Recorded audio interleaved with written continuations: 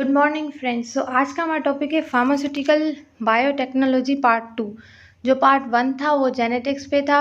वो हमने पूरा मतलब कि डिस्क्राइब किया था कि कौन कौन सी टर्म्स वगैरह आ जाती हैं। तो इसका पार्ट 2 हम लोग अब स्टार्ट करते हैं।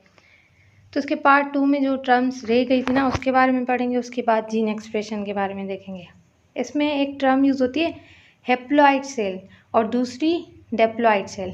जो डेप्लॉइड सेल है ना उसका मतलब वो सेल जिसके पास 2 कंप्लीट सेट ऑफ क्रोमोसोम होंगे तो उसको हम लोग डेप्लॉइड सेल कहते हैं। और हेप्लॉइड सेल वो होगा वो सेल जिसके पास एक single set of the chromosome होगा तो उसे हम लोग कहेंगे हेप्लॉइड सेल।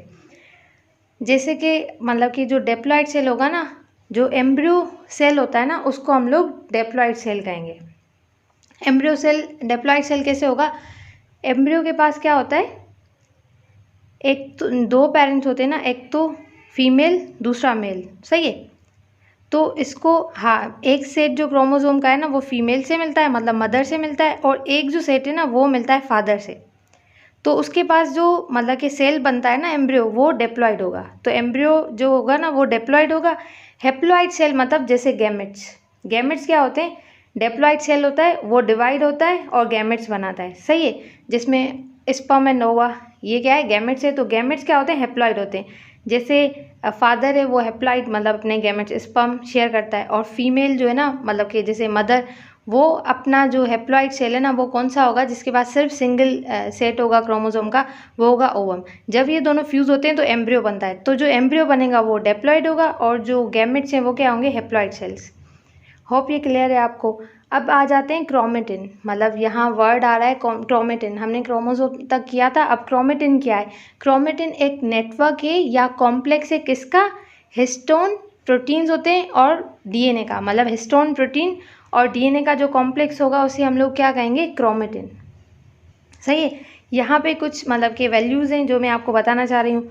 जो क्रोमेटिन एक कॉम्प्लेक्स है जो कि डीएनए और हिस्टोन का होगा। जो हिस्टोन प्रोटीन है ना वो पॉजिटिवली चार्ज होगा और जो डीएनए है ना वो नेगेटिवली चार्ज होगा। जब ये दोनों अपोजिट चार्ज मिलेंगे ना तो एक कॉम्प्लेक्स बनेगा जिसे हम लोग कहते हैं क्रोमेटिन, सही है। इसकी स्टोरी आगे हम लोग देखते हैं तो आपको ज़्यादा क्लियर हो जाएगा। देर आर 6 बिलियन मतलब 6 बिलियन न्यूक्लियोटाइड्स होते हैं, न्यूक्लियोटाइड बेस होती हैं जो कि डीएनए में प्रेजेंट होती हैं, सही है। कौन से डीएनए में? 46 क्रोमोसोम वाले सेल में। मतलब डेप्लॉइड सेल में जो डीएनए ना उसमें जो मतलब न्यूक्लिक एसिड्स होंगे ना, न्यूक्लियोटाइड्स होंगे, वो कितने होंगे? 6 बिलियन न्यूक्लियोटाइड्स। हमें पता है डीएनए किसका बना हुआ है? न्यूक्लियोटाइड्स का, सही है। तो जो सेल डेप्लॉइड है ना उसका जो डीएनए है ना उसमें कितने बिलियन न्यूक्लियोटाइड होंगे? 6 बिलियन न्यूक्लियोटाइड्स होंगे। उसके बाद जो सेकंड आ जाता है ना, जो लेंथ होता है डीएनए का एक सेल में, मतलब एक डेप्लॉइड सेल है ना उसमें डीएनए की लेंथ कितनी होगी? 2 मीटर। 2 मीटर लेंथ होगी किसकी? डीएनए की इन अ डेप्लॉइड सेल। डेप्लॉइड सेल में length of a one base pair, जो वन बेस पेयर है ना जैसे न्यूक्लियोटाइड वो किसका बना हुआ है? बेस पेयर का। तो जो न्यूक्लियोटाइड है ना जो बेस पेयर का बना हुआ है उस बेस पेयर की कितनी लेंथ होगी? उस बेस पेयर की लेंथ है 0.34 नैनोमीटर, सही है। इसमें एक और पॉइंट है कि 1 nanometre is the billionth part of the metre. मतलब 1 मीटर का जो बिलियंथ पार्ट होगा ना वो होता है 1 नैनोमीटर। एक 1 नैनोमीटर से भी छोटा जो है ना न्यूक्लियोटाइड वो जो बेस पेयर है ना उसका साइज होता है। उसके बाद है ह्यूमन बॉडी। ह्यूमन बॉडी है ना वो 50 ट्रिलियन सेल्स की बनी होती है, सही है। और जो हिस्टोन प्रोटीन है ना मतलब हिस्टोन प्रोटीन एक मतलब 50 ट्रिलियंस की बनी होगी। जो हिस्टोन प्रोटीन है ना वो एक रील की तरह काम करता है। रील होता है उसके ऊपर जो थ्रेड नहीं फोल्ड की होती है, तो histone protein is like a reel. और जो थ्रेड है ना इट्स अ डीएनए, मतलब डीएनए थ्रेड की तरह उसके ऊपर कॉइल होता है, मतलब वो फोल्ड होगा on which DNA is folded and this is the complex. इसको हम लोग कहते हैं क्रोमेटिन। उसके बाद है chromatin is a complex of the DNA and histone, सही है। डीएनए जो कि नेगेटिवली चार्ज है, और जो आप डीएनए नेगेटिवली चार्ज क्यों? क्योंकि उसके पास फॉस्फोरस है। हमने देखा था कि न्यूक्लिक एसिड है, न्यूक्लिक एसिड मतलब डीएनए में क्या होगा? फॉस्फोरस लगेगा। तो ये फॉस्फोरस की वजह से जो डीएनए है वो नेगेटिवली चार्ज होता है, और जो हिस्टोन है वो क्या होगा? पॉजिटिवली चार्ज होगा। अब जो ये हिस्टोन है ना उसके स्मॉल क्लास मतलब जो हिस्टोन है ना वो पॉजिटिवली चार्ज होगा, सही प्रोटीन। और हिस्टोन है ना उसकी कितनी फैमिलीज होंगी, मतलब हिस्टोन फैमिली की कितनी क्लासिफिकेशन है, 4, H1, H2, H3 and H4। जो H2 है ना वो 2 में डिवाइड होगा, H2A और H2B में। DNA नेगेटिवली चार्ज है तो ये दोनों कंबाइन होके एक कॉम्प्लेक्स बनाते हैं जिसको हम लोग कहते हैं क्रोमेटिन। क्रोमेटिन ऐसे नहीं बनता, पहले बनता है न्यूक्लियोसोम, सही है, फिर मतलब बहुत सारे न्यूक्लियोसोम मिलके क्रोमेटिन बनाते हैं। आगे देखते हैं, समझ आ जाएगा। अब है न्यूक्लियोसोम। न्यूक्लियोसोम क्या है, जब हिस्टोन प्रोटीन, मतलब ये जो है हिस्टोन प्रोटीन और जो डीएनए का कॉइल बनता है, ये जो एक कॉम्प्लेक्स बनेगा ना हिस्टोन का और डीएनए का, तो इसको हम लोग बोलते हैं न्यूक्लियोसोम। ये एक न्यूक्लियोसोम है, ये दूसरा न्यूक्लियोसोम है, ये तीसरा न्यूक्लियोसोम है, ये सारे न्यूक्लियोसोम मिलके बनाते हैं क्रोमेटिन। अब आपको क्लियर होगा, तो अब न्यूक्लियोसोम है ना उसकी डेफिनेशन देख लेते हैं। Nucleosome is the unit of chromatin, जो क्रोमेटिन नेटवर्क है उसका जो सिंगल यूनिट है उसको हम लोग क्या बोलते हैं, nucleosome. Basic repeating and the functional unit of the chromatin. Repeating देखें, एक न्यूक्लियोसोम, फिर दूसरा न्यूक्लियोसोम ये रहा, फिर तीसरा न्यूक्लियोसोम, ये क्या है, न्यूक्लियोसोम है। ये रिपीट हो रहे हैं ना, तो उसके लिए हम लोग बोल रहे हैं रिपीटिंग, सही है। तो ये न्यूक्लियोसोम है जो कि मिलके बनाएगा क्या, क्रोमेटिन नेटवर्क। अब हम लोग देखते हैं कि इसमें क्या है। इसमें एक टर्म यूज होती है मतलब कि ऑक्टोमर, सही है। ऑक्टोमर क्या होगा, हिस्टोन की जो 4 फैमिलीज है ना उससे एक ऑक्टोमर बनेगा। आगे देखते हैं कि क्या है। ये देखिए, ये है ऑक्टोमर, ये है ऑक्टोमर। कैसे ऑक्टोमर है, देखें इसमें क्या होगा, यहाँ H2 है, H2, सही है, H2A, H2B, ये एक हो गया, ये दूसरा हो गया, सही है। तीसरे में क्या है, H3, चौथे में क्या है, H4, ये एक चीज़ हो गई, सही है। उसके ऊपर फिर आप देखेंगे ना एक और भी है ऊपर से, सही है। तो इसके अंदर भी 1 2 3 4 मतलब कि 4 चीज़ें हैं, तो इसको हम लोग ऑक्टोमर कहते हैं, सही है। इसमें H2A, H2B, H3, H4, सही है। उसके बाद बचा H1, H की फैमिली का एक बंदा, वो कौन सा है, H1, जो कि यहाँ लगा हुआ है, इसको बोलते हैं H1, सही है। और इसके जो राउंड है ना, हिस्टोन के राउंड क्या है, डीएनए फोल्डेड है। ये ऑक्टोमर है जहाँ पे डीएनए फोल्डेड है। अब हम लोग देखेंगे कि क्या लिखा है यहाँ पे। यहाँ लिखा है 146 बेस पेयर है ना, उसका जो उस लेंथ का डीएनए वो रैप करता है ऑक्टोमर को, मतलब ये रहा ऑक्टोमर, उसको पूरा रैप किया, सही है। अब बच गया है ये H1। अब इस H1 में जो डीएनए रैप करेगा ना वो कितने वो बेस पेयर का वो होगा 20 बेस पेयर का। तो 146 बेस पेयर का जो यहाँ लगा हुआ है और 20 का कहाँ है, ये H1 पे। तो ये जो टोटल बेस पेयर इसमें लगे होते हैं ना वो होते हैं 166, मतलब जो कंप्लीट ऑक्टोमर है ना उसमें ऑक्टोमर है ना उसमें कंप्लीट कितने बेस पेयर लगे होंगे, 166। 146 जो यहाँ है और जो 20 है ना वो कहाँ है, H1 पे लगे। आई होप ये आपको क्लियर है, सही है। उसके बाद ये जो स्पेस है ना, ये जो स्पेस है उसमें भी 20 बेस पेयर का है ना डीएनए होगा। डीएनए की कितनी लेंथ होगी, 20 बेस पेयर की। अब हम लोग आगे देखते हैं क्या है, एसिटाइल ट्रांसफरेज, मतलब कि और 2 एंजाइम होते हैं। एक होता है एसिटाइल ट्रांसफरेज जो कि क्या करेगा, एसिटाइल ग्रुप को ट्रांसफ़र करेगा, सही है, टू दैट कॉम्प्लेक्स, मतलब जो हिस्टोन और डीएनए का कॉम्प्लेक्स बना हुआ है ना वहाँ पे उसको ट्रांसफ़र करेगा। और क्या होगा, ये जो कॉम्प्लेक्स है ना वो लूज़ हो जाएगा जब एसिटाइल ट्रांसफरेज अपना एसिटाइल ग्रुप इसको शेयर करेगा। उसके बाद है ना दूसरा एंजाइम है जिसका नाम है histone D acetylase. Histone D acetylase क्या करेगा, जो कॉम्प्लेक्स पे एसिटाइल ग्रुप अटैच हुआ है उसको वो डिटैच कर देगा। फिर क्या होगा, जो डीएनए और हिस्टोन का जो कॉम्प्लेक्स बना है वो स्ट्रांगली बाउंड हो जाएगा। जो एसिटाइल ट्रांसफरेज है ना उसको लूज कर रहा है और जो ये जो मतलब ये क्या हिस्टोन डी एसिटाइलेज है ना वो इसको क्या कर रहा है, स्ट्रॉन्ग कर रहा है, सही है। और इसमें जो एक लाइन लिखी है कि एक क्रोमोसोम होगा ना, मतलब ये स्ट्रॉन्ग करेगा। तो जो एंटी कैंसरस ड्रग है ना वो किस पे काम करती है, वो हिस्टोन डी एसिटाइलेज पे काम करती है, क्योंकि कैंसर इसी की वजह से होता है, तो ये ड्रग्स भी इसी पे काम करती है। आई होप ये आपको क्लियर हो गया हो। अगर कोई भी बात क्लियर नहीं है तो आप मुझे कमेंट सेशन में पूछ सकते हैं। उसके बाद ये ये आ गया ऑक्टोमर, सही है। उसके बाद 20 बेस पेयर का मैं आपको बता दिया कि DNA लगा होगा H1 पे, तो ये रहा H1 वहाँ पे लगा होगा, और 146 का जो यहाँ अराउंड में, सही है। उसके बाद जो कंप्लीट जो टर्न्स होते हैं ना हिस्टोन में कितने होंगे, 166 बेस पेयर्स का लगा होगा। और जो ऑक्टोमर है ना वो कैसा बना होगा, ऑक्टोमर ये किसका बना, ऑक्टोमर 2 उसमें होंगे H2A और 2 होंगे H2B और 2 होंगे H3 और 2 होंगे H4, तो इससे ऑक्टोमर बन जाएगा, सही है। ये क्लियर होगा। अब यहाँ लिखिए एक टर्म 1.7 टर्न्स होंगे किसके, DNA के। एक पूरा टर्न आया, उसके बाद ये हाफ, तो ये कितने टर्न्स हो गए, 1.7 टर्न्स हो गए DNA के ऑन अ ऑक्टोमर। क्लियर हो गया होगा। अब आगे चलते हैं, ये ऑक्टोमर की कहानी पूरी हुई। अब क्या है, यहाँ पे लिखा हुआ है न्यूक्लियोसोम। जो न्यूक्लियोसोम है ना कंप्लीट, जब हमने देखा ऑक्टोमर में कितने टोटल जो बेस पेयर थे 166, तो एक न्यूक्लियोसोम में कितने होंगे 166, ये हमने पीछे डिस्कस किया है। तो अब 1 क्रोमोसोम, सही है, 1 क्रोमोसोम है ना, उसमें कितने ना ये मतलब बेस पेयर्स होंगे, उसमें होंगे 100 millions of the 1000 of nucleosome. मतलब कितने nucleosome, 100 million of 1000 of nucleosome लगे होंगे।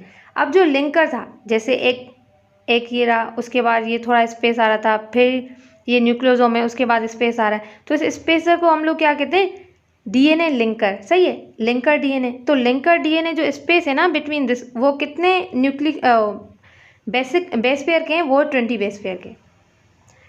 अब हम चलते हैं अपने टॉपिक की तरफ, जो है जीन एक्सप्रेशन। अब जीन एक्सप्रेशन क्या होता है, इसको हम लोग जीन टर्न ऑन भी कहते हैं। जीन टर्न ऑन मतलब कि जीन ऑन हो गई, अब क्या होगा, प्रोटीन्स बनेंगे।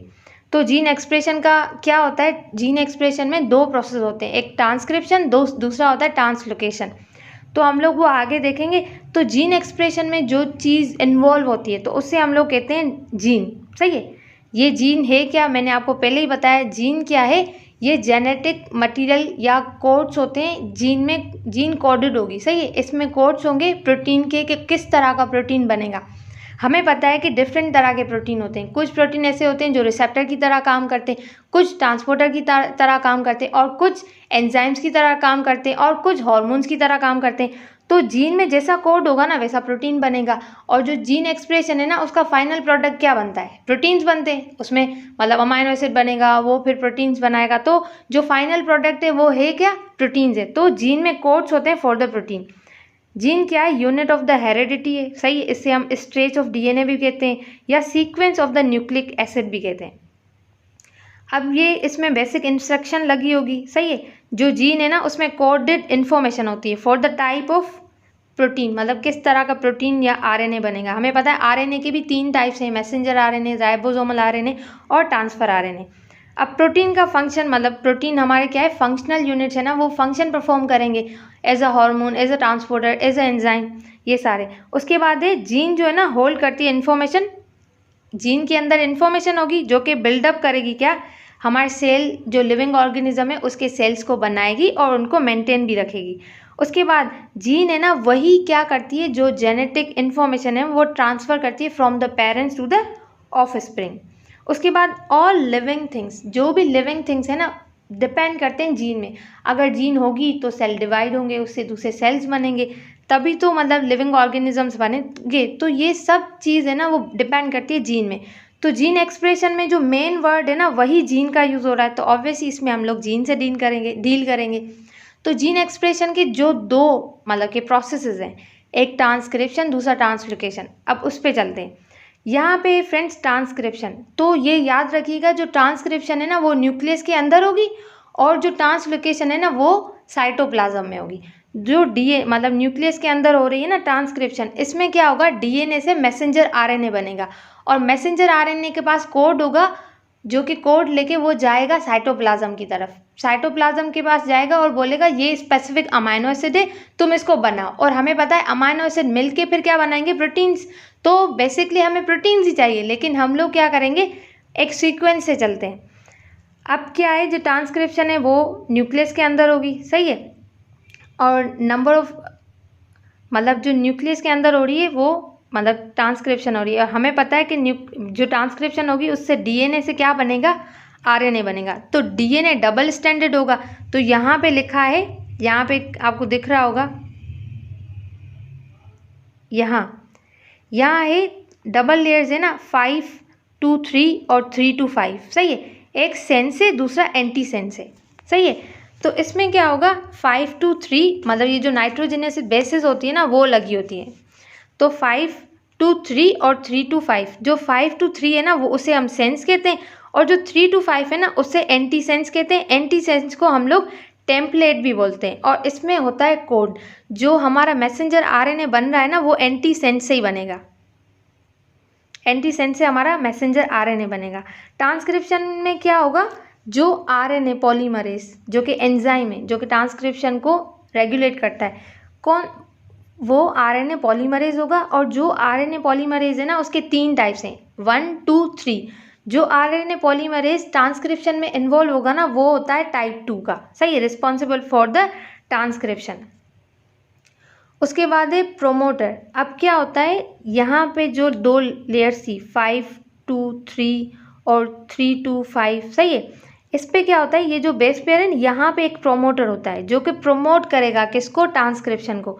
ये प्रोमोटर है ना, इस प्रोमोटर के ऊपर आके हमारा जो ये आरएनए पॉलीमरेज टाइप 2 है ना वो लगेगा। जब लगेगा तो क्या होगा, ट्रांसक्रिप्शन इनिशिएट हो जाएगी।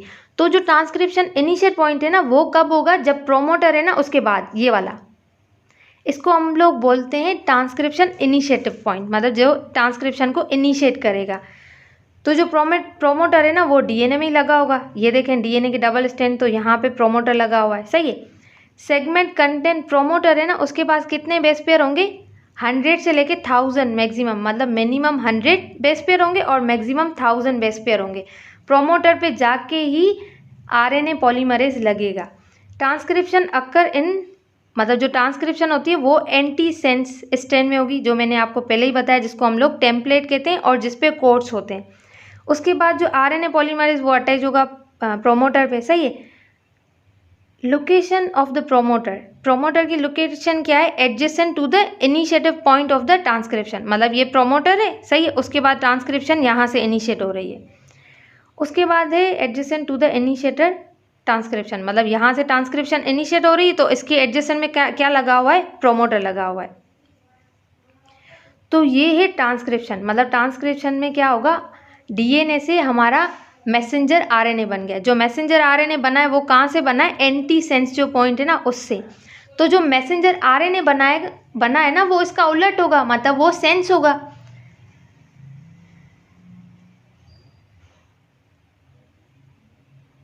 और यहाँ पे जो ट्रांसक्रिप्शन है ना उस पर 2 पॉइंट्स होते हैं, एक तो ट्रांसक्रिप्शन इनिशिएटिव पॉइंट होगा और दूसरा है ना जो ट्रांसक्रिप्शन टर्मिनेट पॉइंट होगा। टर्मिनेट पॉइंट कहाँ होगा, यहाँ होगा। ये इनिशिएटिव पॉइंट है ना, यहाँ पे टर्मिनेट पॉइंट होगा। और हमें पता है कि इनिशिएटिव पॉइंट उस पर क्या होता है और टर्मिनेट पॉइंट क्या होता है, वो हम लोग आगे डिस्कस भी करेंगे। जो इनिशिएटिव पॉइंट होता है ना, मतलब जैसे हम लोग को पता है जो मतलब कि ट्रिपलेट होते हैं, बेस पेयर्स होते हैं, तो कुछ बेस पेयर्स क्या करते हैं, स्टार्टर्स होते हैं और कुछ स्टॉप बेस पेयर्स होते हैं। तो स्टार्टर से स्टार्ट होगी और बेस पेयर जो इन मतलब कि स्टॉप होंगे ना वहाँ पे जाके स्टॉप हो जाएगा प्रोसेस। तो हम ट्रांसलोकेशन देख लेते हैं कि क्या होता है। हमने यहाँ देखा कि ये न्यूक्लियस के अंदर पूरी कहानी जो हुई ना, प्रोमोटर पे आके आरएनए पॉलीमरेज अटैच हुआ और उसके बाद ये जो मतलब कि प्रोमोटर के बाद जैसे ही आरएनए पॉलीमरेज अटैच हुआ और ट्रांसक्रिप्शन स्टार्ट हो गई, सही। इनिशिएटिव पॉइंट क्या था, उसके बाद टर्मिनेटिव पॉइंट क्या है, ये सारी कहानी कहाँ हो रही है, न्यूक्लियस के अंदर। अब यहाँ पे बन गया है मैसेंजर आरएनए, सही है। अब ये मैसेंजर आरएनए कहाँ जाएगा, साइटोप्लाज्म की तरफ। मैसेंजर आरएनए उसके पास होते हैं कोड्स होके जो कि ट्रिपलेट कोड्स है ना, ट्रिपलेट वो, सही है। अब मैसेंजर आरएनए के पास क्या है, कोड्स है।